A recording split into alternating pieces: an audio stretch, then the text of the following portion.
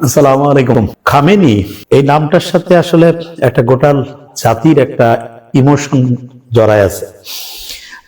এই যে আমেরিকা এবং ইসরায়েল ইরানের উপরে যে অন্যায় যে আক্রমণগুলো করছিল, তার আগে পরে বলতেছিল যে খামেনি তো পালায় যাচ্ছে, মস্কো থেকে তাদেরকে হচ্ছে যে নেওয়ার জন্য প্লেন টেনে আসতেছে।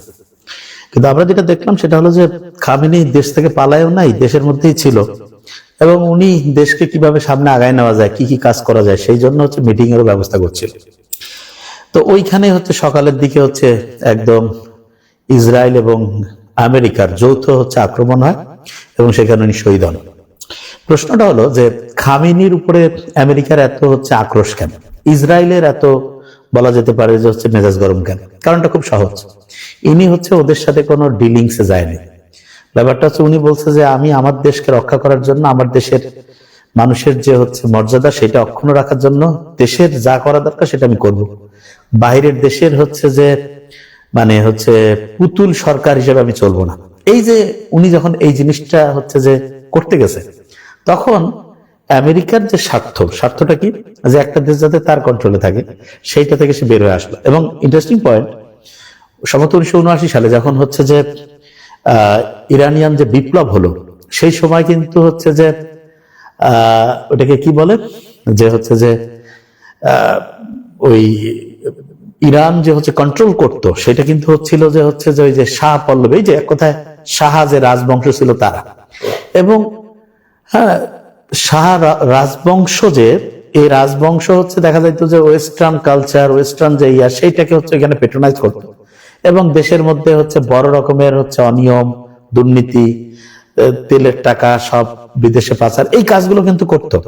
তো এইটা হচ্ছে যে এইটা থেকে উনি হচ্ছে যে ওটাকে যেটা বলে যে বের হয়ে আসার জন্য, যে হ্যাঁ, যে না, এই দেশের মানুষের তেলের অধিকার, তেলের সম্পদটা দেশের মানুষের কাছে থাকবে, এইটার জন্য হচ্ছে দেশের মানুষকে উনি উৎসাহিত করলো।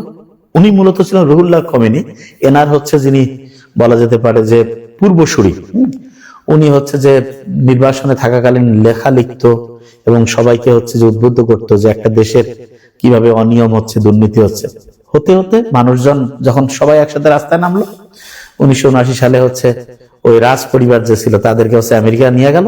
নিয়ে যাওয়ার পরে জনগণ হচ্ছে যে তার হাতে ক্ষমতা পেয়ে গেল এবং তখন থেকে হচ্ছে যে রুহুল্লাহ খোমেনি চালাইলো 8-10 বছরের পরে। তারপরে সম্ভবত 1988-89 এরকম সময় হচ্ছে যে বর্তমান যে আয়াতুল্লাহ খামেনি, উনি হচ্ছে যে এটার হচ্ছে যে দায়িত্বে আসেন।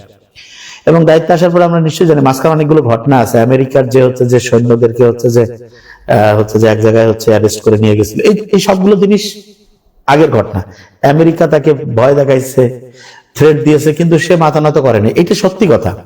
এখন ব্যাপার হলো যে যে খামেনির যে এই শাহাদাত, এইটা থেকে আসলে শেখার বিষয়টা দেখেন, উনি কিন্তু আমেরিকার যে হচ্ছে বিরোধিতা করছে, একটা যে সারা পৃথিবীতে যে হচ্ছে যে সুপার পাওয়ার, যে তার চোখে চোখ রেখে কথা বলার যে হচ্ছে যে এটাকে যেটা বলে যে যে সাহসটা, সেটা ওনার মধ্যে ছিল। এবং দেখেন একটা ইন্টারেস্টিং জিনিস, এই যে ইসরায়েল এবং আমেরিকা যে আক্রমণ করতেছে, দেখেন যে কোনো দেশের মানে হেড অফ দ্য স্টেট, যে তাদেরকেও তারা হচ্ছে যে ঠিক জায়গা মতো খুঁজে বোম মারতেছে না। অথচ ওই ইসরায়েল এবং আমেরিকা দেখেন যে মেয়েদের একটা বিদ্যালয়, এটা খুঁজে পাচ্ছে না, ওইখানে ভুল করে মানে হচ্ছে যে বোম মেরে দিল, দেখা গেল যে শতাধিক হচ্ছে মেয়ে হচ্ছে যে পৃথিবী থেকে একদম বিদায় নিয়ে নিল। দেখেন, তার মানে ওদের মানে কাজের মধ্যে। এবং এটা কিসের জন্য, যে আমরা ওই দেশে হচ্ছে মেয়েদের ফ্রিডম নিয়ে আসবো, ওই দেশের মানুষজনকে হচ্ছে যে স্বাধীনতার মর্যাদা দিতে হবে। দেখেন মানে কি ডেঞ্জারাস। এবং দেখেন একটা জিনিস মাথায় নিতে হবে, সেটা হলো যে এখন কি হবে সামনের যে সময়টা।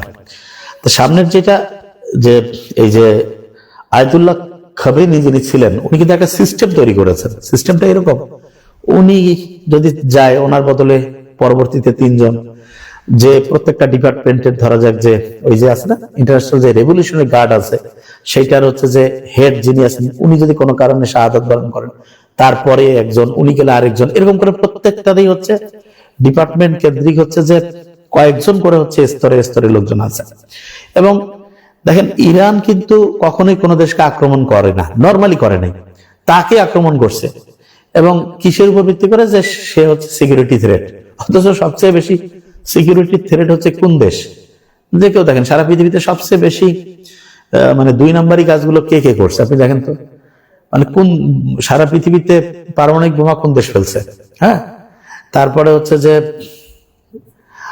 ওইটাকে যেটা আমরা বলি, দেখেন এক একজনের মতভেদ নিয়ে থাকতে পারে। এখানে আমাদের মূল জিনিসটা বুঝতে হবে। মূল জিনিসটা হলো যে একটা হচ্ছে যে সাম্রাজ্যবাদীর বিরুদ্ধে হচ্ছে দেশের মানুষের কল্যাণে যদি কেউ কাজ করে, হ্যাঁ, তাহলে হচ্ছে এইটাকে আসলে এই বোঝারও একটা ক্যাপাসিটি আমাদের থাকতে হবে। যে উনি যদি চাইতো যে ঠিক আছে দেশের মানুষের স্বার্থ চলে যাক, ইসরায়েল আমেরিকা এদের সাথে ডিলিংস করা, তাহলে ওনার কিন্তু কিছু হইতো না। কিন্তু উনি কিন্তু এটা করেন নাই, জিনিসটা বুঝেন। এবং উনি কিন্তু পালায় যান নাই, একদম নিজের কম্পাউন্ডে যেখানে উনি মিটিং করতেছে, বললোই তো মিটিং করতেছিল মানে কি, ওই সময় ওনার যারা হাইয়েস্ট অফিসিয়াল যারা ছিল তাদের সাথে বসে পরিকল্পনা করতেছিল যে সামনে কিভাবে কি করবে। সেই জায়গায় দেখেন যে এই যে এরকম করে হচ্ছে বোম্বিং করে ওনাকে যে শহীদ করলো, এতে করে উনি কিন্তু ওই যে মানে ওনার যে পজিশনটা এটা কিন্তু মানে একেবারে সর্বোচ্চ পর্যায়ে উঠে গেল। এবং ইরানের যে মানুষজন এখন কি করছে দেখবেন যে আপনি কয়েক রকমের নিউজ পাবেন।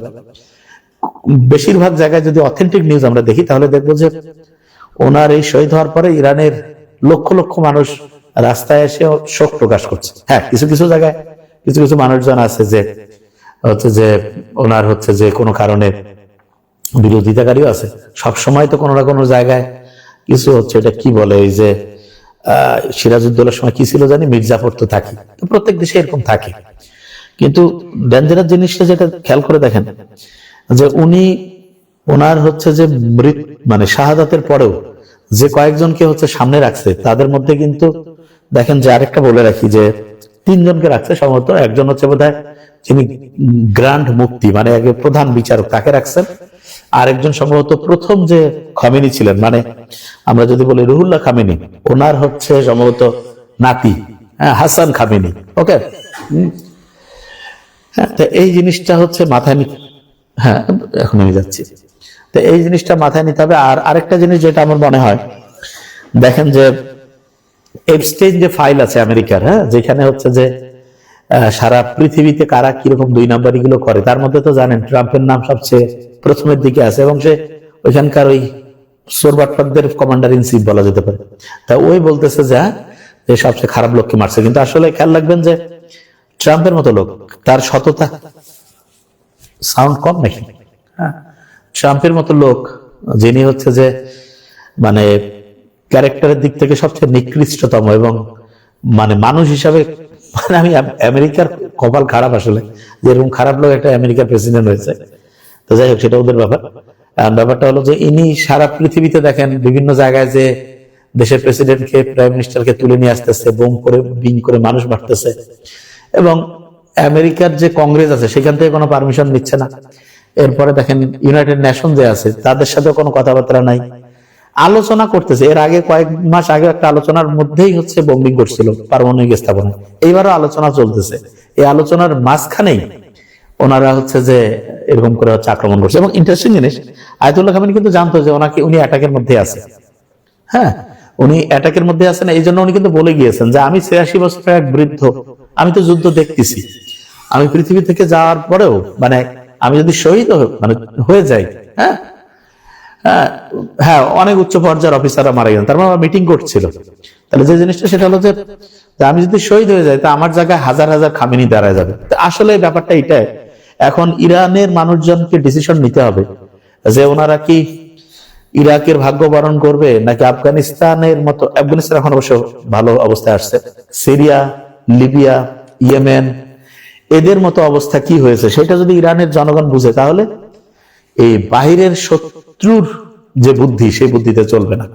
ওই দেশের মধ্যে, হ্যাঁ, যারা সৎ মানুষ, যারা হচ্ছে দেশের প্রতি যাদের হচ্ছে যে মানে বলা যেতে পারে যে দেশের প্রতি যাদের কমিটমেন্ট আছে, এইরকম মানুষজন যদি ওদেরকে হচ্ছে পরিচালনা করে তাহলে দেশ ভালো চলে।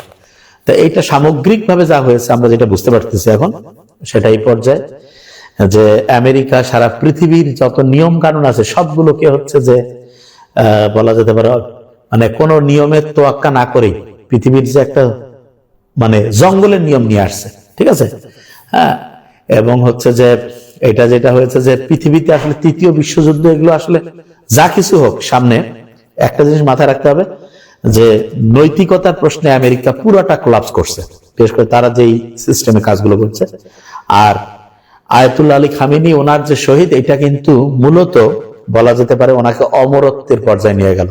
এই কারণে অমরত্বের কারণ উনি দেশ থেকে পালায় নাই, আত্মসমর্পণ করে নাই, উনি কারোর সাথে কোনো হচ্ছে যে সমঝোতা করে নাই, সবগুলো। হ্যাঁ, ওই যে কথাটা একদমই ঠিক, এই কথাটাই শেষ কথা বলতে চাই যে শিয়ালের মতো 500 বছর বাঁচাচ্ছে, সিংহের মতো একদিন বাঁচা হচ্ছে ভালো।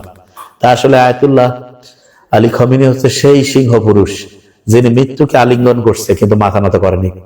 তা আল্লাহ হচ্ছে নির্যাতিত মানুষদের হচ্ছে কল্যাণ করুক, আর যারা খারাপ মানুষজন তাদের উপরে আল্লাহর ফয়সালা কি হবে। তবে এইটাও ঠিক, ভালো মানুষদের টেকনোলজি, সায়েন্স সব ক্ষেত্রে উন্নতির জন্য সর্বোচ্চ পরিশ্রম করতে হবে, বাকিটা আল্লাহ ভরসা।